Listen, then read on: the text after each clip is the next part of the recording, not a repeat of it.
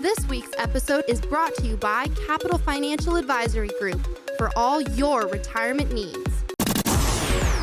Broadcasting from coast to coast, it's the Financial Safari with your host, Coach Pete D'Arruda. You'll hear from some of the nation's top financial professionals. So stick around and find out how to make it through the jungle of the financial world, right here on the Financial Safari. Welcome once again to Financial Safari, talking retirement strategies. And the question is, do you have a comprehensive retirement plan if you're near retirement? Well, of course, we cover that here with Coach Pete's local trusted advisor, Greg Berrien. Greg Berrien, this is good. We're going to get into the 5 pillars of financial or retirement planning. That's right. Right. What are the 5? Well, the 5 pillars, number 1. Okay. Income. Big one. It's huge. Yeah. If you don't have money coming in, then you can't maintain your retirement. Next thing you know, you're out working at Walmart. Exactly. To try to make the bills. And then all of a sudden you can't do it anymore because you're too old. So you got to have that income. And the more sources of revenue, Dave, the better. If you're counting on Social Security only, it's going to be a long, lonely retirement for you. Oh, definitely. Well, we'll dig into income, asset allocation, Social Security, healthcare, and legacy. Round out the top 5, the 5 pillars. Yep. But income. So what forms would we see income? How many streams should we have? I have so many questions on it. Well, first of all, number 1, most people is Social Security. Okay.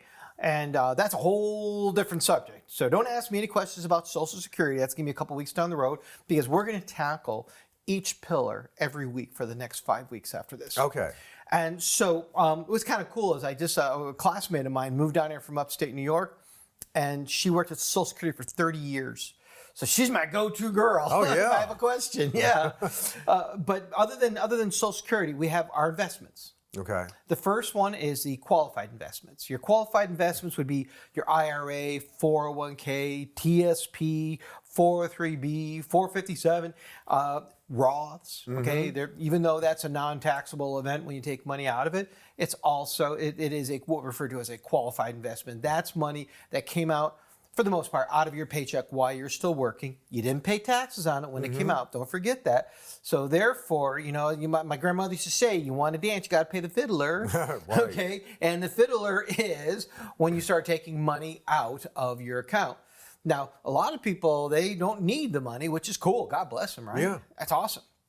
So therefore, what they're doing, they're just sitting there waiting for that famous age of 72, 73, whatever it may be, however old they are, to start the requirement of distribution. That's when they have to start taking that income and creating that revenue stream.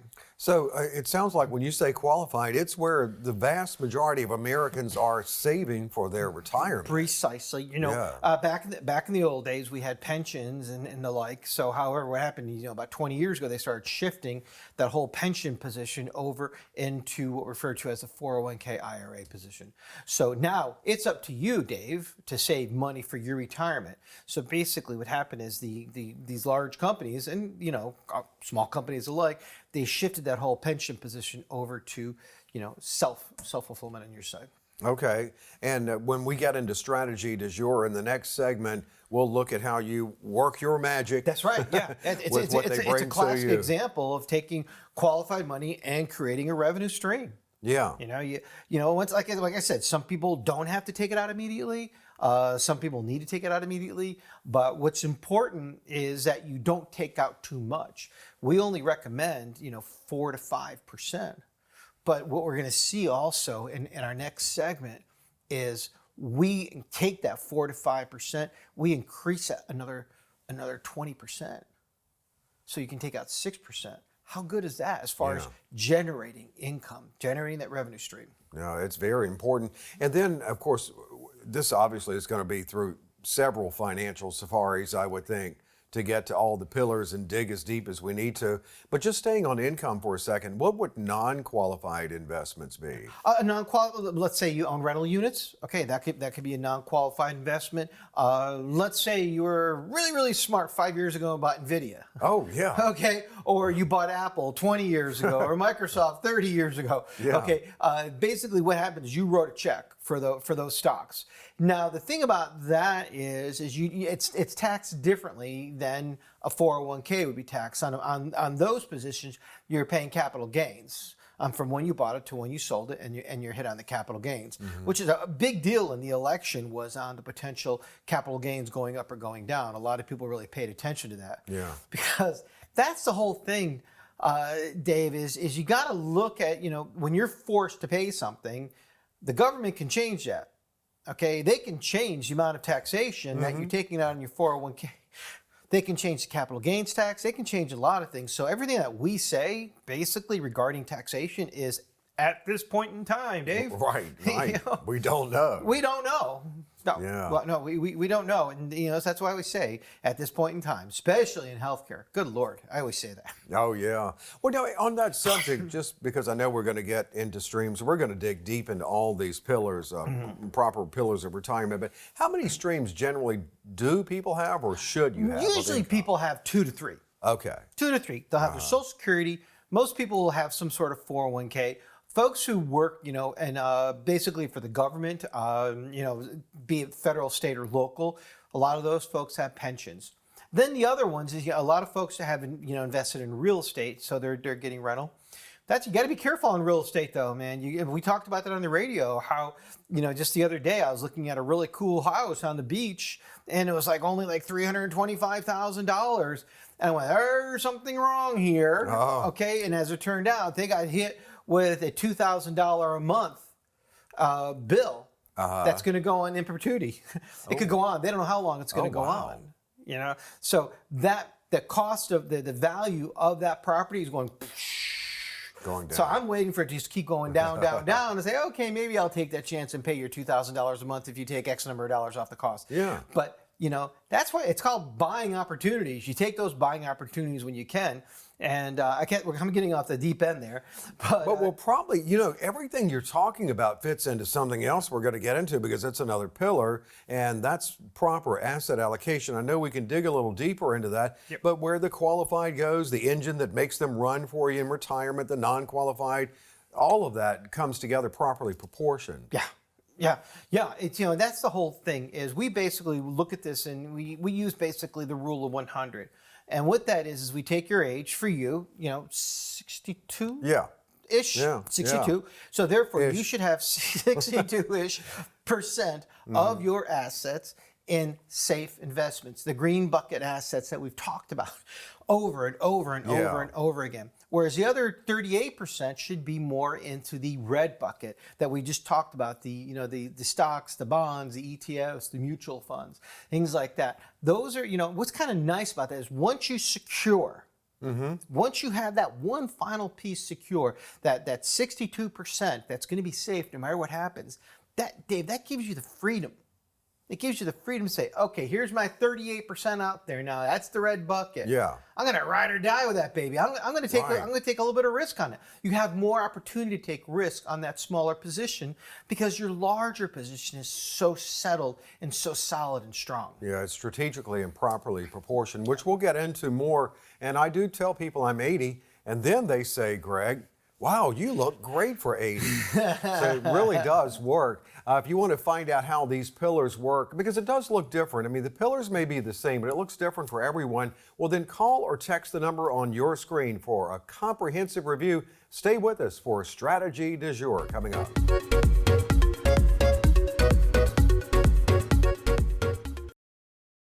Folks, just like a perfect pass, your retirement plan needs precision and strategy. In the Big Book on Retirement, I lay out the game plan for your successful future. From the kickoff to the final whistle, the Big Book on Retirement covers every strategy you need for a winning retirement. I break it down like a football play, making it easy for you to understand and execute my strategies. The Big Book on Retirement is your playbook to success. Get your copy of the Big Book on Retirement today and start planning your victory party with me by your side all the way through retirement.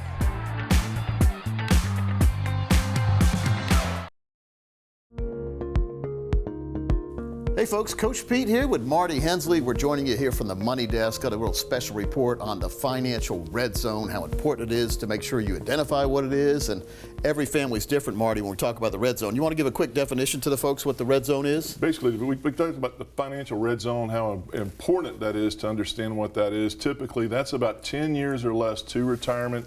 And then when you get in that financial red zone, your goals change, your objectives change.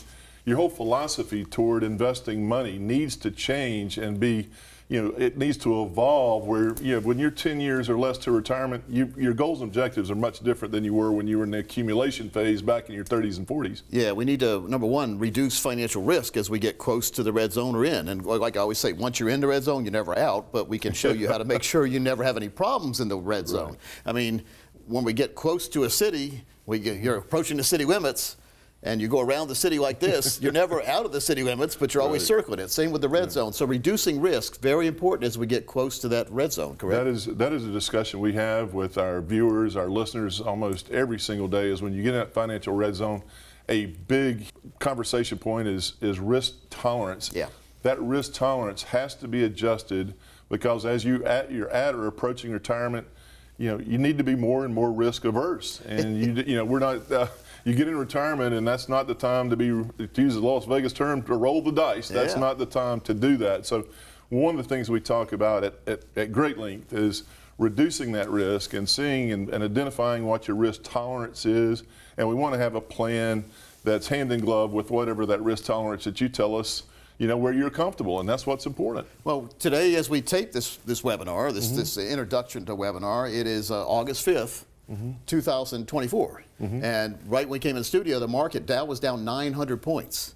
So how many calls have we got today from folks that are worried? None, right? Zero. Because our clients know that they are taken care of. We don't have all their money that they're going to need for retirement tied to risk. Matter of fact, most of the money we have for retirement is not tied to risk. It's in safe places that guarantee lifetime income. How important is that when we get close to the red zone to make sure we have an income plan or two or three that aren't tied to the stock market? I would be diminishing the fact if I said that's crucially important because it's not, we talk about sequencing of returns and how important that is. And so imagine last week, we've seen the last few days just been unbelievably volatile. Yep. What happens if you said, I'm going to retire this week and my first paycheck coming out of my retirement plan just happens to be on the day that the market's down 600 points? That's going to cause some animosity. Yeah, and the market's going to go up and down every single day the rest of our lives. Right. But the secret is not to depend on the market for your return and to make sure your retirement is safe because the market can go up and down all around. So get some money, isolate it, eliminate the market risk, and make sure you turn on that lifetime income switch. Now, one other thing when we talk about the red zone is managing our health care risks in the future, getting a long-term care policy, getting med-sup policies correctly. What would you tell people that are curious about the medical aspects of retirement? Yeah, any of our listeners, any of our viewers on all the different outlets that we use, I mean, those are exactly the financial part, investing the money, that certainly is probably the most important part. But we want to talk about some of those other things. We want to have a Social Security claiming strategy. We want to have that put together. We want to be sure your health insurance is in check. We're going to hold your hand when you get there in your mid-60s and getting signed up for Medicare, Part A, Part B. We want to be sure you're in the right plan there.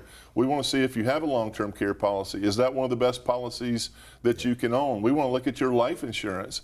Do I have a life insurance policy that makes sense for my situation? And when I'm in that retirement red zone, that life insurance may or may not be as big a deal as it was maybe back when I had a huge mortgage and I wanted my family taken care of in case something were to happen. Yeah, the financial red zone, big thing.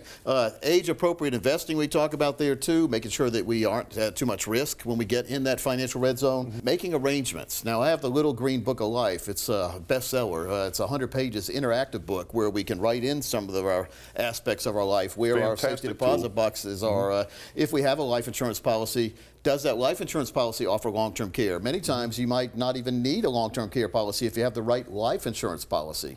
We're going to talk about that, how to make sure that you get the right coach for the time of your life you're in. We're going to do a webinar on this and many more topics, folks. And so we got the link on the screen to sign up for that webinar. Very informative. You're going to have a lot of take-home material too. And anyone who does attend the webinar, we're going to send a copy of my brand new book. It's 316 pages.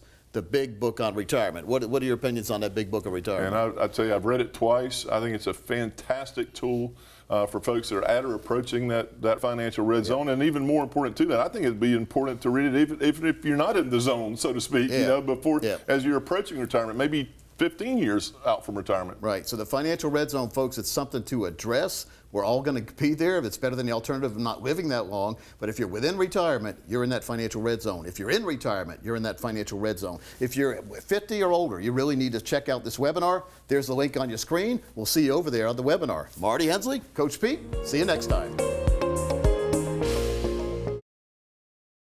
Memories with Grandpa. My first job. My fourth job. Crazy road trips. Our first date. Meeting our son. Exploring our world. Our world. Family and friends. Our Special song. Secure your retirement by meeting with a financial advisor.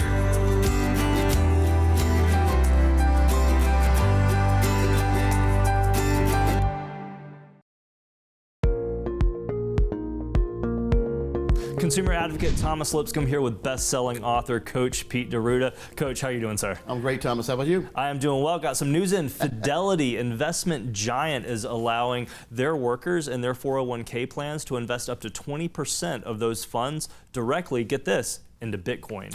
Ooh, well, that's interesting because, for years people have been saying, well, it'll never make it. It's not a viable currency. And I think it is. There's always room for others in the market, especially the way our dollar's been behaving lately. A lot of people are looking for a resource that may not be exposed to inflation as bad. Yeah. And so Bitcoin is a good example. Now, when we say Bitcoin, this is very important for people to realize. When we say Bitcoin, we're talking about one currency, one item in that whole cyber currency world. Okay, because there's thousands of different cyber coins out there, cryptocurrencies they call them, but many of them are jokes. Sort of like the stock market. We have the Dow 30. That means the 30 most powerful stocks in the U.S. are on the Dow 30, according to Dow. Of course, what they think is more powerful. But in the crypto world, we don't have a Dow. We don't have a crypto 30. I'd say there's 4, maybe 3, maybe even 2 cryptos that are going to be viable long term that you have less worry in. Now, every single place you put money is at risk, but the goal of the financial world is to have as little risk as possible. Okay? So in the crypto world, or in the current cryptocurrency world, the less risk as possible would be Bitcoin, I think, because they have a limited number of Bitcoins. Some of these other companies can keep launching new supplies out there. So you buy today, and then they launch a billion more of those same coins out there. Sounds like the dollar. Yeah, and so that is. And so the Bitcoin has a limited number. It's what it is. And so when we look long term, a lot of people are saying, well, Bitcoin's too expensive. I'm going to buy some of these other currencies, cryptocurrencies, and then they go out of business. Luna was a good example. It was over $150 a coin, and then last year, or just a couple months ago, and then now it's tanked down to 0.00002 cents. So it's a fraction of a penny. So a lot of people lost a fortune. There were many suicides on that too. So my point is, Bitcoin, if you're going to invest in the crypto world, Bitcoin would be a good place to put it if you're going to invest in there. I'm not giving advice on it, but if you're looking at all the current cryptocurrencies, Bitcoin is the worst of all of them, and then Ethereum. So Ethereum and Bitcoin would be the only 2 places I would put money. Now, disclosure, I put money in a lot of those other little ones, and I had some of that Luna.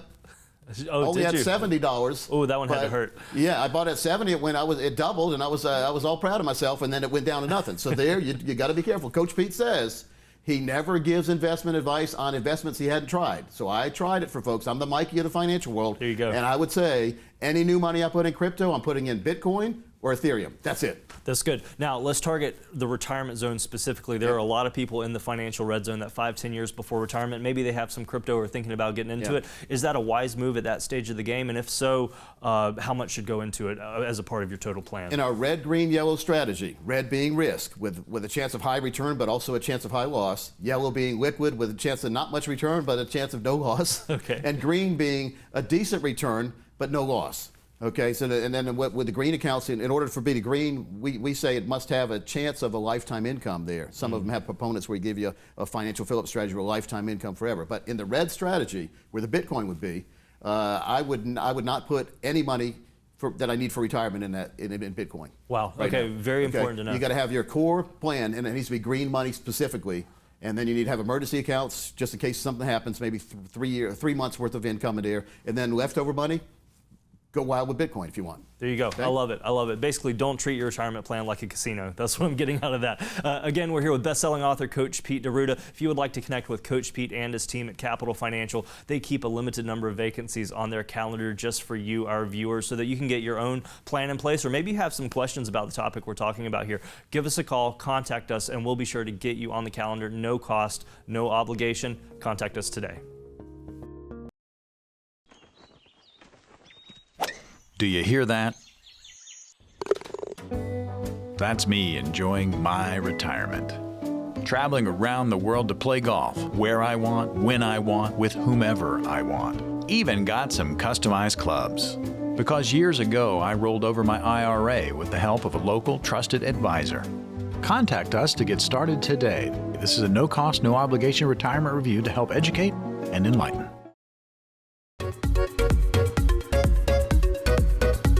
Welcome back to Financial Safari. This is part of the show we call Strategy du Jour. Now, why do we call it that? Well, because it's kind of like the soup of the day. It's a scenario, I guess it's like the soup of a day, but Greg is going to serve up, instead of soup, he's going to serve up a hypothetical scenario that's very relatable and to show how he can work the magic with what you bring to him when you talk about your retirement. Greg Berrien is Coach Pete's local trusted advisor. We're not serving soup today, but you are serving up a really good strategy. We've got a 60-year-old couple. They're both 60. They're bringing $750,000 to you. They want income. They're savers, huh? They are savers. Savers, yeah. Kudos to them. Fantastic. Yeah. So we're starting out, Dave, with $750,000. They're 60 years old.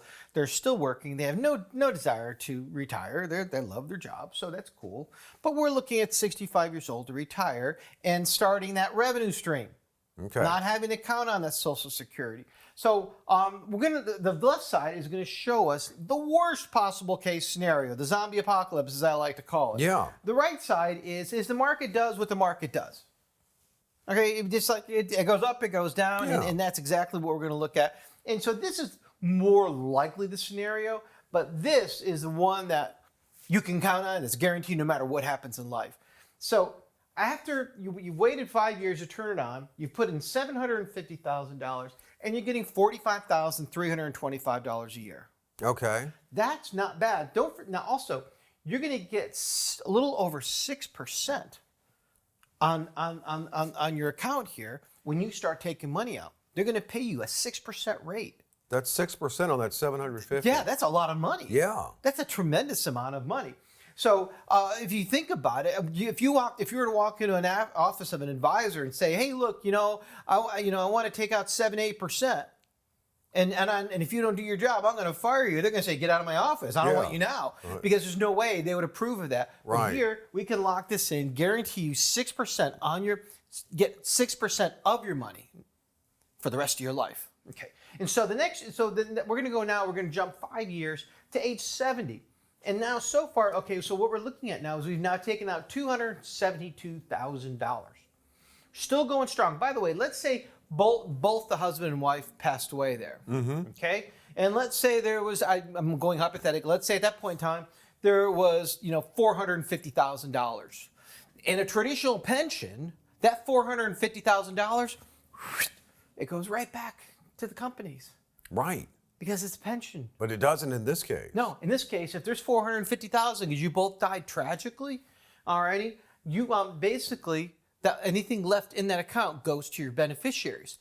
As a beneficiary, there's one other thing that means is you're not going to go through probate with that money. It bypasses probate. Nice. Very nice. Now, we're going to go to age 75, and we're still getting $45,325, but now we've taken out almost $500,000, $495, $120, $499, $125. And then we're going to wrap it up at age 80 years old right here. And you've now taken out $724,000. That's age 80. Yeah. That's 80. A lot of people are living past 80. They've got a little bit of that 750 left. Yeah. But it doesn't matter, though. Yeah, it doesn't matter. Yeah. Could you imagine if you had $750,000 in the stock market and you lived through this? Yes. You'd be out of money like around here. Right, and this is the worst case scenario. Worst case scenario. Now, let's look at the market does what the market does. It behaves, it's naughty sometimes, Right. and it's awesome sometimes. Yeah. Okay, the first year, look at that. What a jump in yearly salary. That's almost 10% of what you have. On normal market conditions. Under normal market conditions. Okay. And so now we're going to push a little further. Age 70, we're going to go 5 years. We want to compare apples to apples, oranges to oranges. $88,654 you're getting now. That you so can you count have now on. eclipsed Yeah. the 10% mark. Man. Okay, could you imagine that? You walk into your broker 10 years later and you say, I want to take 10% out of my money right now. They'd say, once again, Get lost. Get lost. I sign right here because I'm not responsible for it. 75, it's going to go up again. And we're looking at 98,031. Wow. Almost $100,000 a year. Yeah. Now, let's say at this point in time, this happened. Okay. You still get that 98,000. It doesn't go down. Once it hits that. And once it hits that mark, it will not go down. And so now we're going to look at age 80. And age 80, we're going to get even more money. Okay. Oh, and right here also, we've updated the running totals.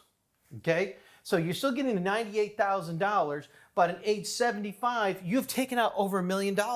Over $1 million. What you put in. Yeah. And wait till you see what you're going to have taken out at the age of 80. It's going to blow your mind, okay? Because what's going to happen is you're still getting that $98,000. You've been getting that for 5 years. All right, and don't forget, this is on $750,000.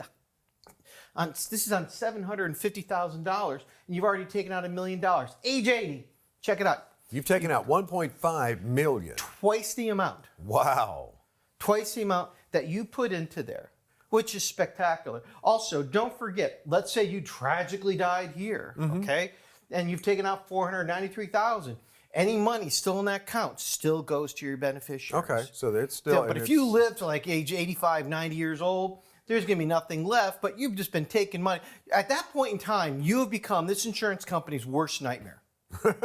Because these numbers are basically driven by actuaries. Yeah. And these actuaries, they design these plans that based on you living 78 to 80 years old, which just happens to be the lifespan of the average American. So they want you to run out of money when you're supposed to die. And what you need to do is say, I'm going to Ida Mae Fuller you. Yeah. She's the one, the first Social Security recipient that lived to be 100. Did she really? Yes. Oh, my gosh. Oh, yeah. Yeah. So it's pretty amazing that you can have this kind of guaranteed income, Dave, for the rest of your life and never worry about it. And can you imagine you tack that on to 2 Social Security checks? Right. I was going to point that out. That's not your only income stream. Right. And if you have $750,000, don't forget our rule of 100. These folks, not only, they have this working for them from the 750, when they were 60 years old, there's probably another $400,000 or $500,000 sitting in that red bucket someplace. So there's another revenue stream.